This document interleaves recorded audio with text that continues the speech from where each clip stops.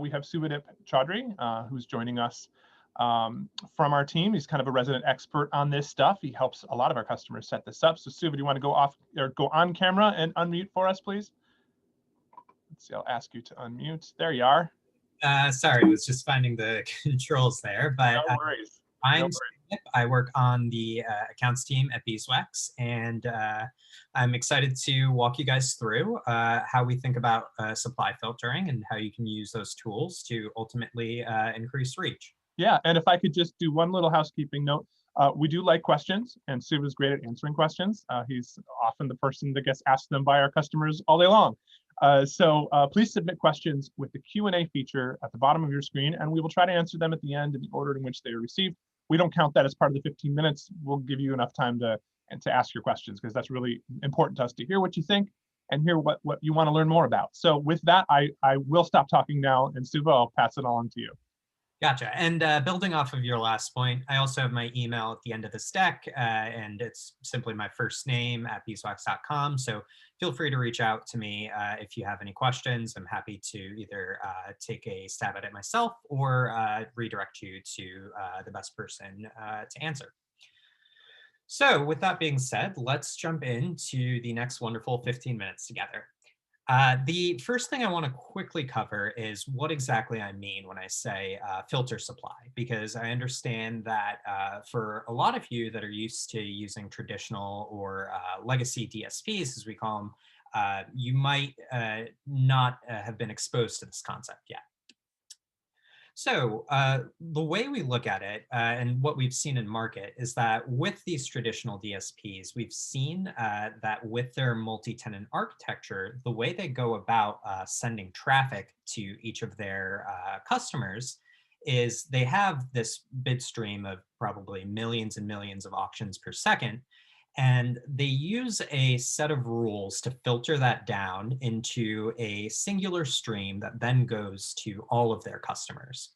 In effect, what this means is you're going to end up receiving the same traffic as your competitor, as brand advertiser X, brand advertiser Y, a random ad network, which is all great and it works well, but ultimately you are accessing the same pool that everyone else is. That's part of the reason why our founders wanted to start Beeswax, really, because they saw the advantages of deploying a single tenant infrastructure, which allows us to send a specific bid stream or a specific subset of the bid stream to each of our customers based off of what they need.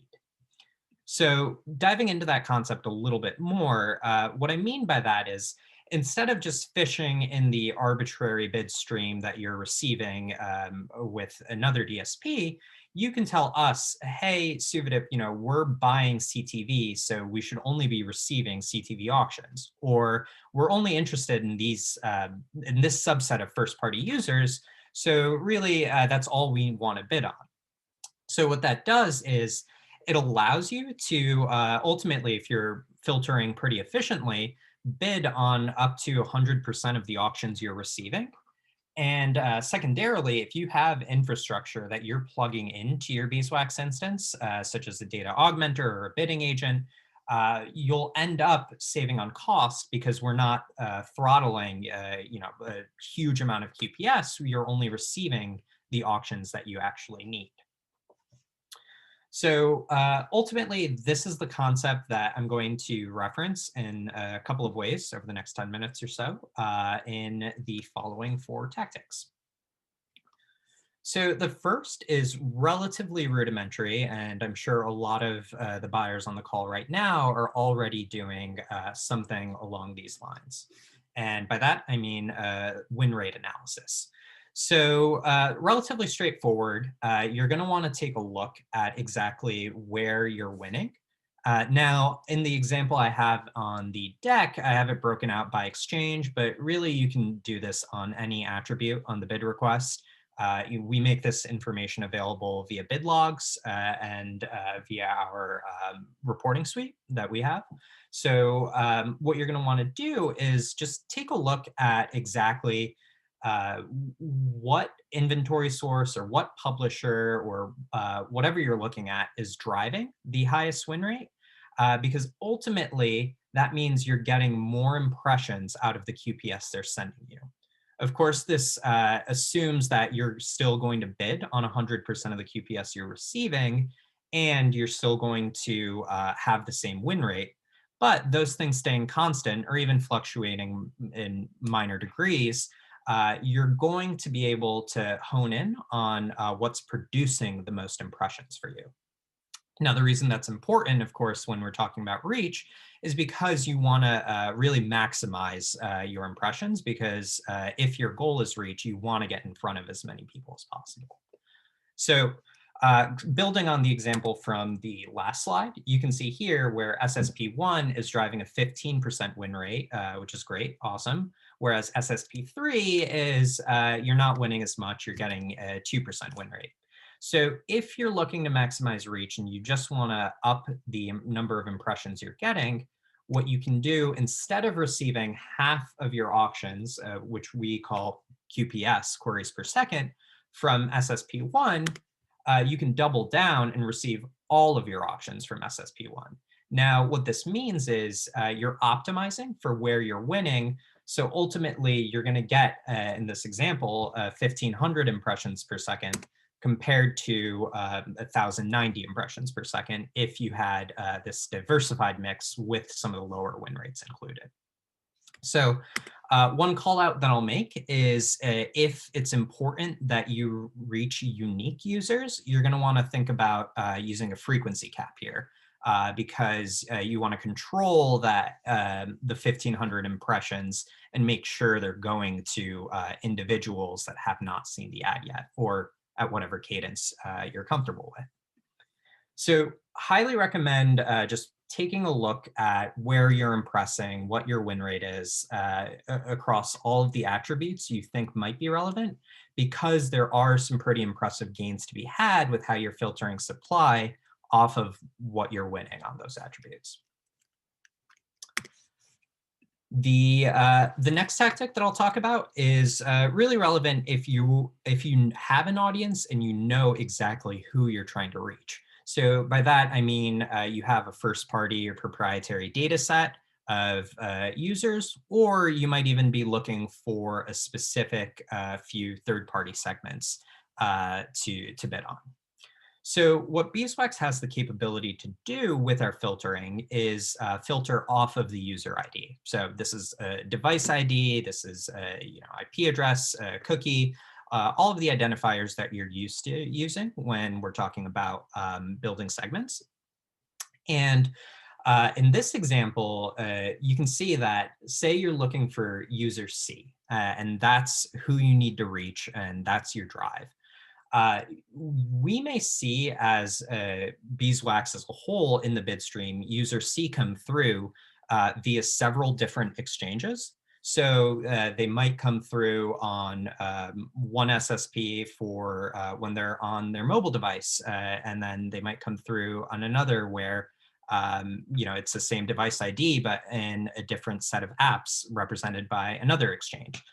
So if your end goal is to reach user C, what you're going to want to do instead of filtering off of the SSP or any other attribute is filter off of those user IDs. So that's a feature Beeswax has called advanced filtering, and it's really useful if you're running a retargeting campaign, because when you're retargeting, you want to reach specific people, and by using advanced filtering, you will receive all of those specific people wherever we see them in the bid stream. So that's not going to be artificially SPO'd where you're just fishing and hopefully you find these users. We will send those users to you wherever we find them. And ultimately, this will be a pretty impactful way to increase reach. The next tactic, I'm calling reverse SPO. It's not necessarily an industry term or something I've seen used frequently, but I'll explain what I'm trying to get at when I call it that. So with reverse SPO, the thought here is that your end goal being reach and making sure you're getting as much of it as possible, you're going to want to think about this from the publisher standpoint. So with publishers, it's pretty common for them to work with multiple SSPs because ultimately that means more revenue for them. Now, how this translates to your buying strategy is uh, that means with the same publisher, there's going to be many different paths to ultimately impress against a user on their site. So whereas regular SPO is about identifying the singular pathway that gets you usually the best cost efficiency or the highest conversion rate or what have you, in this case, we're trying to open up as many pathways to serve against those users as possible. So what you're going to want to do is figure out what SSPs, what exchanges are giving you the publishers you want, and making sure you're receiving all of the different pathways. One way you can do this is by looking at a publisher's ads.txt file. It's relatively simple to do that. You're just going to want to put in their URL /ads.txt, and you'll see where their inventory is being resold, where it's being direct sold, and you can use that to inform what sort of traffic you're receiving. And of course, if you're looking at specific publishers, similar to advanced filtering, you can just filter on the publisher across different exchanges instead of just looking at one by looking at the publisher ID. So the last tactic that I'll talk about is also relatively straightforward, and it goes back to a scenario where you know exactly who you want to impress against, and that's using cross-device extension. So as we all know, everyone nowadays, or the typical internet user, has several different ways in which they're accessing the internet. I think this is not a surprise to anyone. Marketers, advertisers across the board are pretty aware of the fact that you want to reach if you want to reach someone, there's several different devices in which you can do so.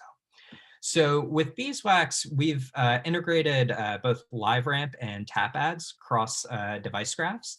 And I'll also say that our product team and our org as a whole is always just on the lookout for either other cross-device graphs or third-party identifiers that are on the rise in the market and gaining traction. Because if they do, we definitely want to make sure we support it. So if there's a specific integration that you're looking for, one of the things we love doing at Beeswax is being able to accommodate what we can. So definitely reach out to your account manager, your customer success manager, if there's an integration that you're looking for, and we can definitely talk through what a potential timeline for that would be.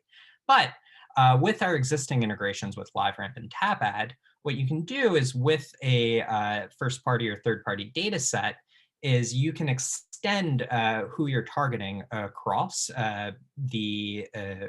across an individual's devices or across an individual's household. So what that means is, say I'm using my phone or I'm watching TV or on my computer, if I'm captured in LiveRamp or TapAd's cross-device graphs, you will then be able to, off of your singular segment, then target me across whatever other devices I own or are in my household. The other aspect here that I'll mention is that we also support filtering on most third-party segments and first-party segments. So that at the filter level, similar to, again, advanced filtering, you can make sure that you're receiving these users on whatever device they're using, wherever they are on the bid stream. And ultimately, that will lead to better reach because you're getting exactly who you're looking for through filtering. So just to wrap this up, I think, one of the main themes that I've been trying to convey, and hopefully you guys have picked up on, is that it's all about getting the auctions that matter to you in order to increase reach. So my main takeaways here are maximize your opportunities by receiving auctions from where you win, receiving auctions from your audience, receiving auctions from different supply paths, and receiving auctions cross-device in different formats. So thinking beyond if you're just buying in display, perhaps reaching someone through video, or if you're just buying on a specific device type, expanding what that universe means to you. Because ultimately with reach, the name of the game is going to be increasing your opportunities to impress against who you're looking for. And ultimately that is a matter of what supply you're looking at, which is what sort of ties us all together with receiving auctions from where you need them, ultimately reflected through your supply filtering strategy. So I know I walked through that relatively quickly, and on my end, I'm just talking to a blank screen. So at this point, I'm sure a lot of you may have questions. So I'll kick it back to Paul, and Yeah. we can work through it. All right, jumping through the screen with the first question. So do you recommend different SSP filtering depending on campaign strategy? To what extent can different parts of a campaign have different SSP settings in your platform? That's a great question. So the way we look at supply filtering, we do it on a bidder by bidder level, or rather a bidder instance level. So what I would say is to look across the board for what different types of campaigns you may have, and make sure that you have a traffic allocation that would fulfill each of those campaigns. And then secondarily, what you can do, and I'll jump back to this slide, similar to how this analysis was broken out by SSP, you can break this out by conversion or whatever end goal or downstream metric you're trying to track, and then use that to inform filtering for performance. So one distinction I'll make here is that everything I just spoke about is more so about increasing reach, but a lot of these tactics can be repurposed and repackaged to make sure you're hitting campaign goals across the board. Wonderful. And that was the only question we had so far. I'm gonna just update. Oh, we got one more in, but I will make a quick statement just to reiterate. As now part of Freewheel, all this stuff becomes even more important as we get our customers even closer to the premium advanced TV formats that they have, the premium inventory that they have. That is something we'll be able to talk more about in the coming months. But we're truly excited to be able to offer that kind of inventory to begin with. So question, can we also filter by all three methods for a specific campaign? By all three methods, I'm guessing you are referring to off of the user ID, cross-device, by publisher, SSP. The answer is yes, you can filter off of whatever you want. And this goes back to the original Beeswax vision of really, you tell us what you're looking for, and we will make sure that's the traffic you receive. So we can layer on as many criteria to each traffic filter as you might want. So say you want a specific subset of users from one SSP, and you also want another set of users, but agnostic of SSP, you only want them if they're on iOS. We can set up different templates, and what we'll actually do is we'll deduplicate that auction before sending it to your bidder. So if you have the same auction coming from two different templates, ultimately it doesn't really matter. So set up as granular as you want your QPS templates, and that ultimately will achieve what you're looking to do. And I think that's another great takeaway. The more granular, the more granular you can get with your filtering in terms of honing it into exactly what you're trying to bid on, ultimately the more performant and the better your campaigns are going to run, because you're increasing the pool you're increasing the pool for your line items and what they're bidding against. Okay, next question. For the example of maximizing supply efficiency, wouldn't dropping SSPs reduce your reach diversity and harm all programmatic parties? That's a great question. So that is it's a consideration to take into account for sure. If you remove, so can you read back the second half of that question? Yeah. Oh, you know what? Hold on. Answer. There we go. For the example of maximizing supply efficiency, wouldn't dropping SSPs reduce your reach diversity and harm all programmatic parties? So yes. So I think the distinction here is that two of the tactics might seem at odds, because this first one, when I'm talking about increasing your win rate, it is potentially leading down to the path of removing an SSP. which you do want to think very critically about because there are auctions coming from that SSP that are valuable. Even if you have a 2% win rate, it is a 2% that you are receiving. So you need to seriously think through, are these 2% performant? Is it giving me the reach I need? And so on. But the other tactic that I mentioned is increasing the supply paths you're receiving. So at the same time as optimizing for where you may have a win rate that's higher, you also want to think through the benefit of receiving as many supply paths as possible. So it is a trade-off, as indicated in the question, and one that you should think through pretty seriously. And that's something that your Beeswax team is happy to help you with. And we always recommend, if you have an intuition or an idea, you're always free to test it and see what the results are and use that to inform your filtering strategy from then on. Okay, last question, at least for now. Are you planning to make the QPS filtering available in a UI at some point, or will it stay a discussion with the account rep? At present, it's going to stay a discussion with the account rep, just because there are a lot of nuanced controls with how exactly we can filter. Our onboarding process takes a few months for us to get in a state where we're ready to play with those dials. But I will say, we have heard that request before, and it's certainly something that we toss around with our product team. So definitely, if you have ideas or thoughts related to that, please raise them to myself, your account manager, customer success manager, and we're happy to take that feedback back to the team. Sure. Next question, if you still got a few minutes to answer.